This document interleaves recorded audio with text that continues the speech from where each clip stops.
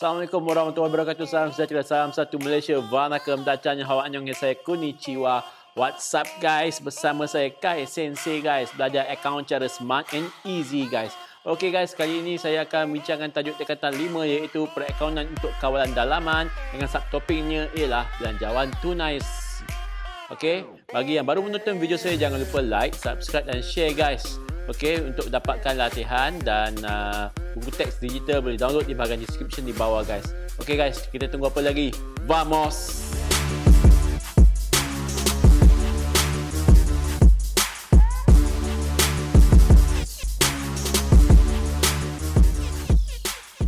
Okey guys, kita terus ke tajuk hari ini iaitu belanjawan tunai. Sila rujuk bersama-sama dengan buku teks.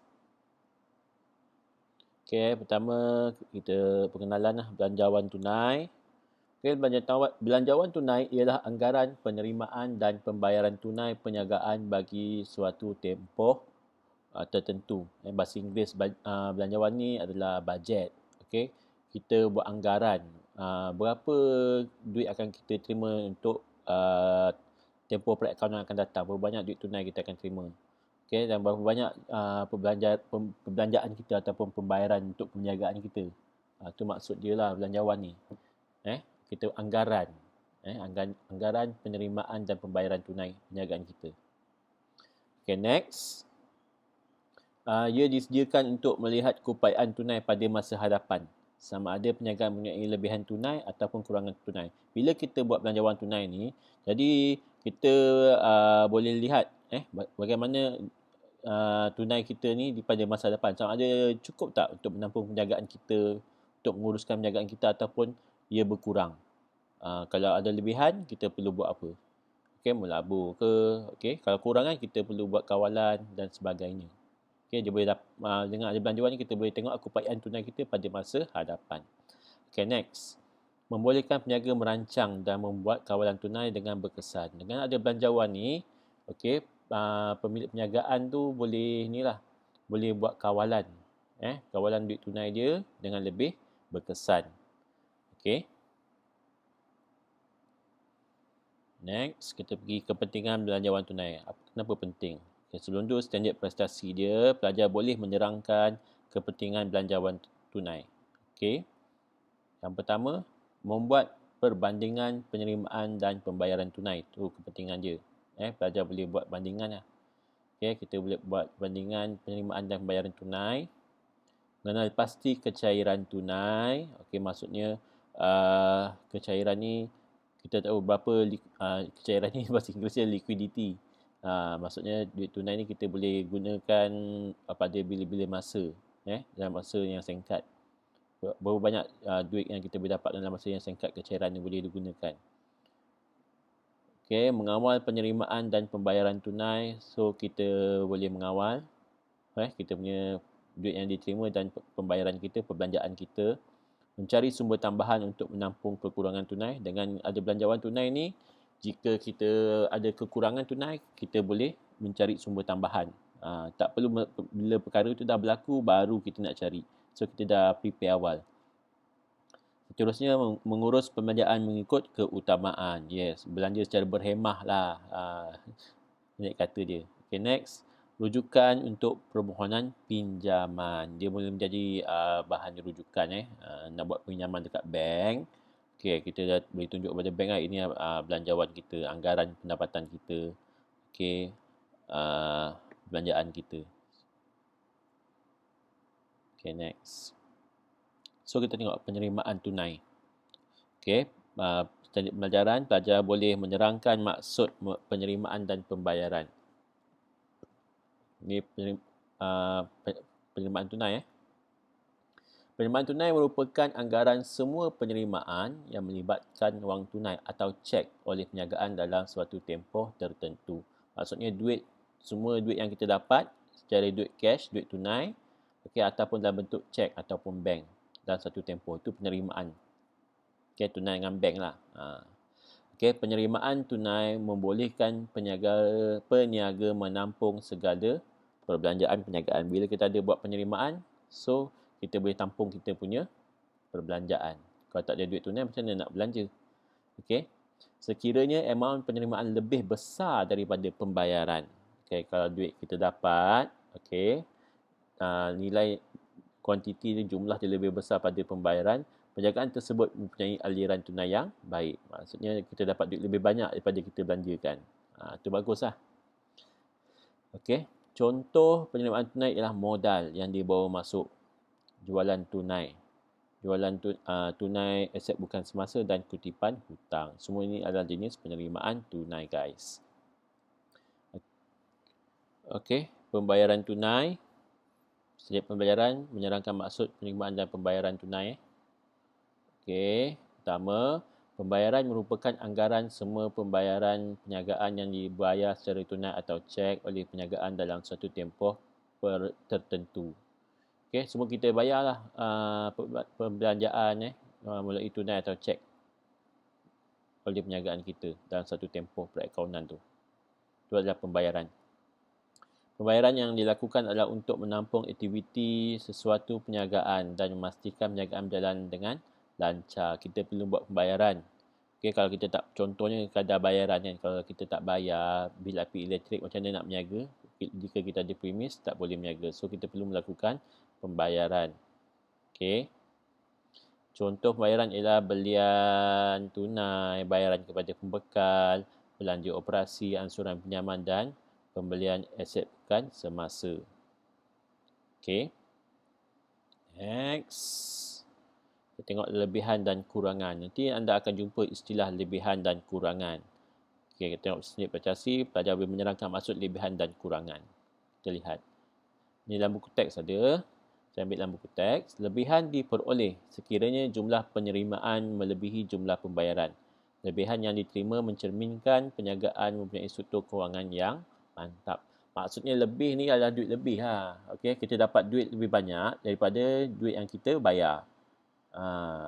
Okey, duit kita terima lebih banyak. Kita dapat pada tahun tu. Kemudian tahun akan datang kita buat anggaran tu, belanjawan. Kemudian belanja kita sikit. Okey, sedikit. So, dia dapat lebihan. Kurangan sebaliknya. Kurangan pula berlaku apabila jumlah pembayaran melebihi jumlah penerimaan. Maksudnya kita belanja duit lebih daripada yang kita dapat.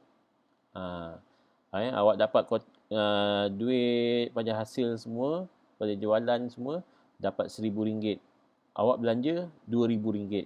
So, pembayaran melebihi penerimaan. So, dia adalah kurangan. Dipanggil kurangan. Istilah dia, kena ingat. Sekiranya belanjawan tunai mempunyai nilai kurangan, maka peniaga perlu mencari alternatif untuk menampung kurangan tersebut. Okey. Next, alternatif yang boleh diambil oleh peniaga untuk mengatasi kurangan belanjawan tunai ialah pertama, membuat pinjaman daripada institusi kewangan iaitu bank. Okey, meningkatkan jualan. Kemudian, mengurangkan perbelanjaan perniagaan. Itu penting belanjawan tunai. Kita boleh tahu sama ada kita akan dapat lebihan ataupun kurangan.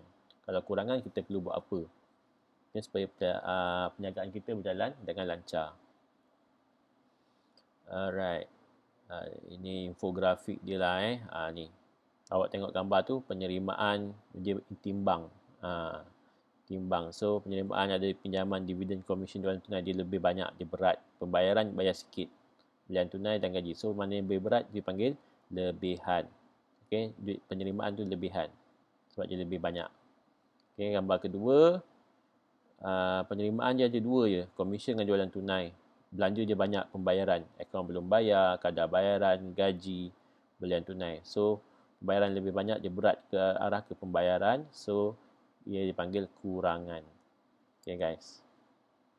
Setiap prestasi, pelajar boleh menyerangkan maksud penerimaan sebenar melebihi penerimaan yang dijangka dan sebaliknya. Okey, kita lihat. Jadi buat perbandingan. Perbandingan penerimaan sebenar dengan penerimaan yang dijangka. Okey, penerimaan sebenar melebihi penerimaan yang dijangka. Awak tengok dalam gambar tu. Okey, berdasarkan jadual penerimaan di atas. Jadual ni, jualan sebenar RM10,000. Yang dijangka adalah RM8,000. Okey. Nilai jualan sebenar perniagaan RM10,000 yang berlaku. Melebihi jualan yang dijangka. Okey, dan belanjawan tu kita jangka RM8,000. Situasi ini menunjukkan perniagaan mempunyai prestasi yang baik kerana berupaya meningkatkan hasil jualan. So, dia adalah baik. Ini buat perbandingan. Nanti anda kena buat perbandingan yang sebenar dengan yang dijangka. Mana lebih baik. Okey, penerimaan sebenar kurang daripada penerimaan dijangka. Ini sebaliknya. Okey, situasi di atas pula menunjukkan penerimaan sebenar bagi komisen 450. Kita jangka sebenarnya komisen kita dapat tahun itu adalah 450.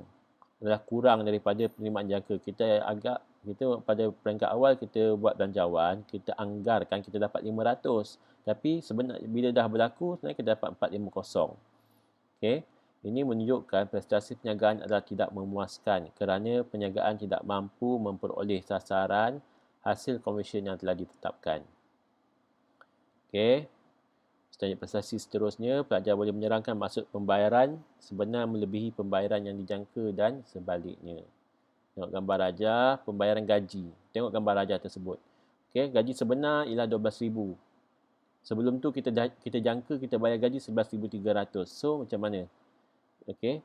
Hal ini menunjukkan prestasi perniagaan tidak memuaskan kerana gaji melebihi jangkaan. Dia tak baguslah. Belanjawan kita bajet 11,300 tapi bila perkara sebenar berlaku jadi 12,000. Jadi tak baguslah kita dah belanja lebih.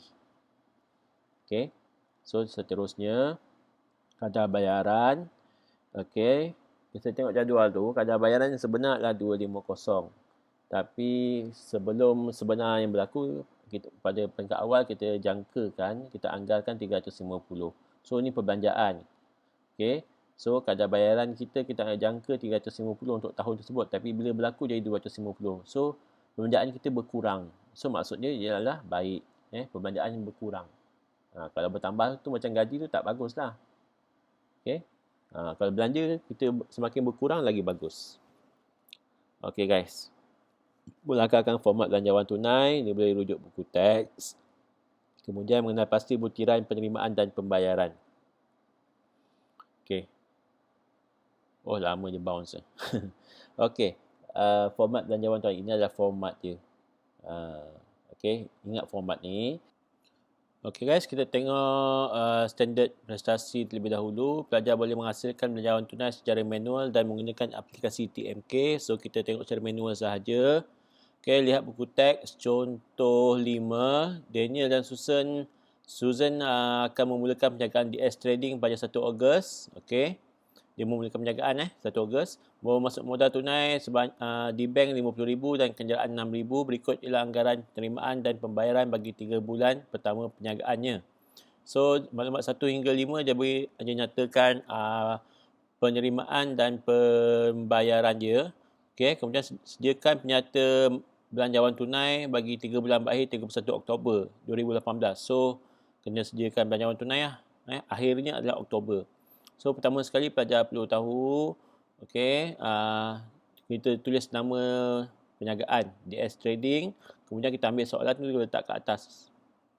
Okey, copy balik soalan ni, belanjawan tunai bagi 3 bulan berakhir 31 Oktober 2018. Seterusnya kita buatkan dia punya format lah, kolom dia. Okay, dekat kolom kita tulis butir. Okey, 3 kolom ni kadang-kadang pelajar salah tulis bulannya. Jadi tips dia ialah, okey, dekat tajuk awak dekat atas tu dia tulis bulan Oktober. So berakhir Oktober. So kolom last sekali, akhir sekali kita tulis Oktober. So sebelum Oktober apa? September. Sebelum September, Ogos. So selesai. Okey. Maklumat pertama kita masukkan ialah dekat atas ialah baki BB. Okey. Sebabkan soalan ni tiada baki BB sebab dia baru memulakan perniagaan. Okey, memulakan perniagaan. Seterusnya dia membawa masuk modal tunai di bank RM50,000 di bankkan lah. Maksud dia kita terima duit. Perniagaan terima duit. So kita buat kolom penerimaan dulu. Saya fokuskan pada kolom penerimaan, kemudian baru buat pembayaran. Okey. Nak buat dua-dua ikut soalan pun boleh. Ikut mana yang terlebih dahulu pun boleh. Risiko yang buat penerimaan terlebih dahulu, dia takut tertinggal. Okey, ikut keselesaan pelajar. So, penerimaan guys. Okey, kita tengok soalan. Dia bawa masuk modal. So, ini rekod dulu. Tulis modal. Okey, bulan. Dia bawa masuk pada bulan Ogos sebanyak RM50,000. So, kolom Ogos tulis RM50,000. Okey, next. Kita tengok maklumat seterusnya. Nombor 1 adalah belian. Belian maksud pembayaran. Okey, kita bulatkan dulu lah nombor tu, kita buat kemudian. Nombor 2 adalah anggaran jualan sebab penerimaan. Okey, so jualan ni ada penerimaan.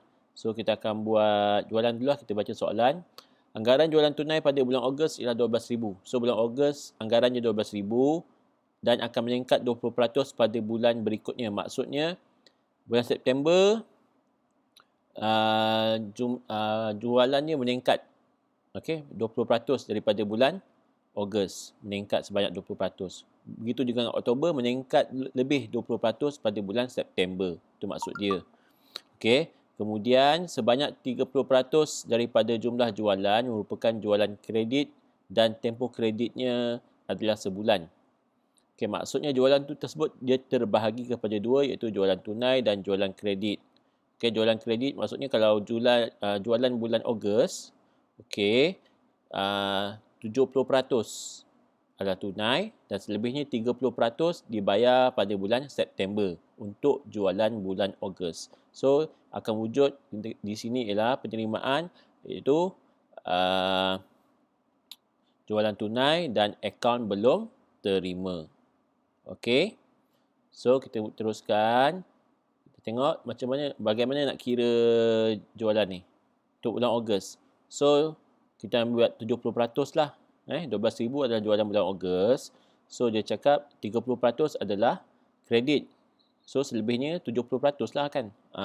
70 tambah 30, 100%. So, 70% darab 12,000 dapat 8,400. So, 8,400 adalah jualan bulan Ogos. So, kita teruskan. Kita dah buat macam ni. Buat pengiraan sebelah tepi lah kat kertas conteng pun boleh. Ini pengiraan kita supaya kita tak silap. Okay, so akaun belum terima. Selebih 30% kita bayar jualan bulan Ogos tu. Okay, kita terima pada bulan September. So, 12,000 darab 30%, 3,600. Kita terima pada bulan September. Okay, bagi jualan bulan Ogos. Okay, so tulis dulu jualan tunai. Kemudian, rekodkan dulu 8,400. Kemudian, kita tulis bawah dia akaun belum terima. Kita terima bulan September. Tempoh kreditnya sebulan. So, 3,600. Okay guys, seterusnya kita tengok bulan September pula. 12,000 darab 20%. Sama dengan 2,400. 20% tu dalam soalan menyatakan peningkatan daripada bulan sebelumnya. Bulan sebelumnya 12,000. Okay, kita darabkan 20%. Dapat 2,400. Okay, so jualan bulan September, jualan tunai ialah 12,000 tambah 2,400. Darab 70% dapat RM10,080. Itu adalah jualan tunai. Jualan kredit dia 12,000 tambah 2,400 darab 30% sama dengan 4,320. Okay, so kita masukkan saja. Dekat kolom dia, September 1,080. Akaun belum terima, dia bayar bulan Oktober 4,320. Seterusnya, kita lihat bulan Oktober kena kira juga. Okay, 12,000 tambah 2,400 darab 20%. Dia meningkat kan. Okey, pada bulan sebelumnya, daripada bulan sebelumnya kita dapat 2,880. So, untuk dia meningkat sebanyak 2,880, kita tambah lah untuk ketiga-tiga bulan tu. 12,000 tambah 2,400 tambah 2,880, kita darab 70%, kita dapat 120,96. Okey guys. Kemudian kita masukkanlah di bahagian Oktober jualan tunai. Selesai. Okey, seterusnya maklumat yang kita terima lagi, penerimaan ialah pinjaman. Kita pinjam bank, kita dapat duit. So, duit tu adalah penerimaan. So, kita masukkanlah dekat belanjawan tunai bahagian penerimaan. Kita baca soalan sampai habis. Kadar faedah je 6% selama 4 tahun. Bayaran bulanan berserta faedah akan dimulakan pada bulan Oktober. Okay, daripada bulan Oktober lah. Okay, so, bayaran ansuran ni adalah pembayaran. So, nanti kita akan tengok kemudian. Kita masukkan pinjaman terlebih dahulu. Okay, kita masukkan pinjaman. Dia bayar dia terima bulan Oktober. Okay, selesai. Dah selesai. Semua penerimaan kita dah record. Kita jumlahkan bagi setiap bulan. Okay, setiap bulan tu kita jumlahkan. Kita tulis jumlah penerimaan. 8,400 untuk Ogos, September 13680 dan Oktober 56416. Okey, lepas buat jumlah penerimaan, kita buat kolom, kita buat pembayaran. Pembayaran maklumat nombor 1 tadi lah, belian. Okey, belian pada bulan Ogos dianggarkan berjumlah 7,000. Okey, ini saya tak kolom, saya tak gariskan, dan meningkat sebanyak 10% bagi bulan berikutnya. Okey, 40% daripada jumlah belian setiap bulan ialah belian kredit yang perlu dijelaskan pada bulan berikutnya. Situasi dia sama macam kisah jualan tadi. Okey, so dekat sini kita buat, okey, maksudnya belian tu terbagi dua lah. Satu belian tunai, belian kredit. Okey, belian tunai 60%, manakala belian kredit adalah 40%. 40% dah bagi. So 60% adalah selebihnya lah. So 7,000 kita darabkan 60% dapat 4,200. Okey, kemudian bulan September kita bayar, akaun belum bayar, 7,000 darab 40% dapat 2,800. Sekali lagi saya ingatkan, dia beritahu belian, dia dah nyatakan ada belian kredit berjumlah 30%. So ada belian kredit maksudnya wujudnya akaun belum bayar. Okey, kemudian kita rekodkan belian tunai, kita tulis 4,200. Yang wujudkan akaun belum bayar, kita masukkan 2,800. Next, kita buat September, 7,000 darab 10%. Okey, 10% tu apa? Dia cakap ada peningkatan bulan berikutnya. Sama kes macam jualan tadi. Okey, itu 700 bagi September. So 7,000 tambah 700 darab 60% dapat 4,620. Dan akaun belum bayar 40%. Okey, dapat 3,080.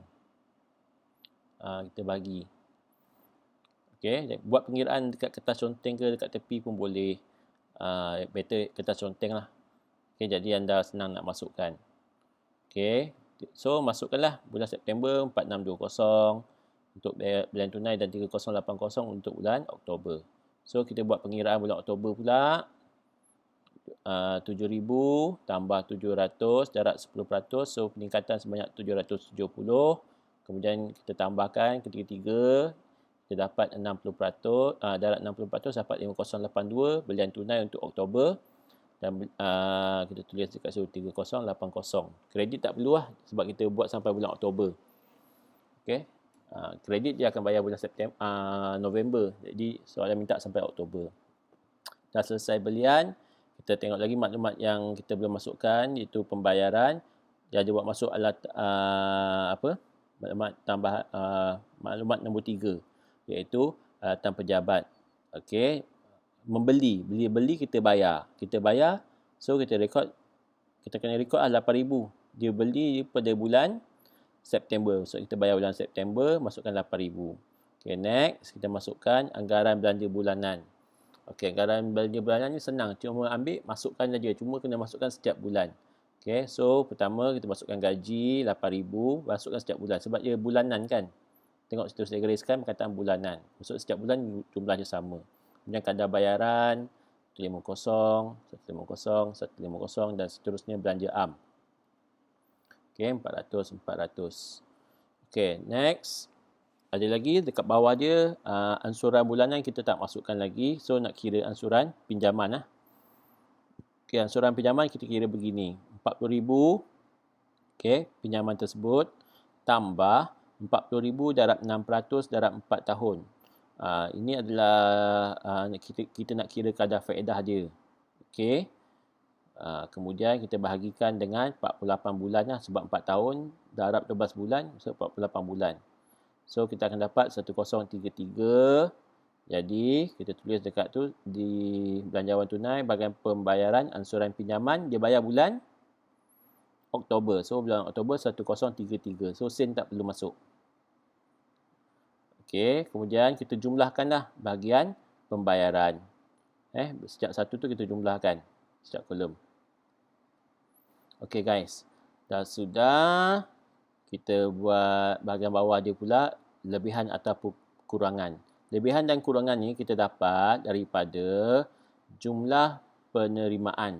Okey, jumlah penerimaan kita tolak dengan jumlah pembayaran. Okey. jumlah penerimaan, kita tolak jumlah pembayaran. So, 58,400 tolak 12750, kita dapat 45,560. Okey, positif lah. Kalau positif, jawapan dia lebihan. Bulan September 13680 tolak 23970, kita dapat negatif 10290. Kalau negatif, kita buat kurungan, itu maksudnya kurangan lah. Okey, begitu juga Oktober. Okey, penerimaan tolak dengan pembayaran dapat 38671. Okey guys. Seterusnya, baki hantar bawah. Baki hantar bawah ni hasilnya kita dapat daripada baki BB dekat atas, kita tambahkan dengan lebihan ataupun kurangan. So, untuk bulan yang pertama, baki BB tak ada. So, ada lebihan saja, kita masukkan lebihan dekat bawah, kita tambah. Okay, so 45,560. So 45,560 ni baki hantar bawah kita kena bawa ke bulan seterusnya sebagai baki BB. Tengok anak panah. Jumlah ni kita bawa, kita pindahkan. Okey, pelajar pindahkan walaupun jawapan anda salah. Nanti boleh dapat markah 1 off. Penting jumlah angka dia sama. Okey, kemudian baki BB tu bulan September tambah dengan kurangan dengan kurangan lebihan ataupun kurangan bulan September. Okey, so dia positif, tolak dengan tolak 10290, kita dapat 35360. Okey, itu baki HB dia, kita hantar dekat atas balik. Baki HB terbaru, baki BB untuk Oktober 35360. Kemudian kita tambah dengan 38671. Okey, kalau dia kurungan tu kita tolak. Kalau dia kalau dia positif angka biasa, kita tambahkan saja. Okey, so kita tambah, kita dapat 74031 guys. Okey, begitulah caranya untuk membuat belanjawan tunai. Okey, dalam peperiksaan pun buat begini. Jadi kena hati-hatilah dengan maklumat tambahan yang disediakan. Saya harap pelajar boleh sikit video ni membantu anda lah, okay, untuk menjadikan belanjawan tunai. Topiknya senang sahaja. Okay guys, sampai kita jumpa lagi. Bye bye. Adios.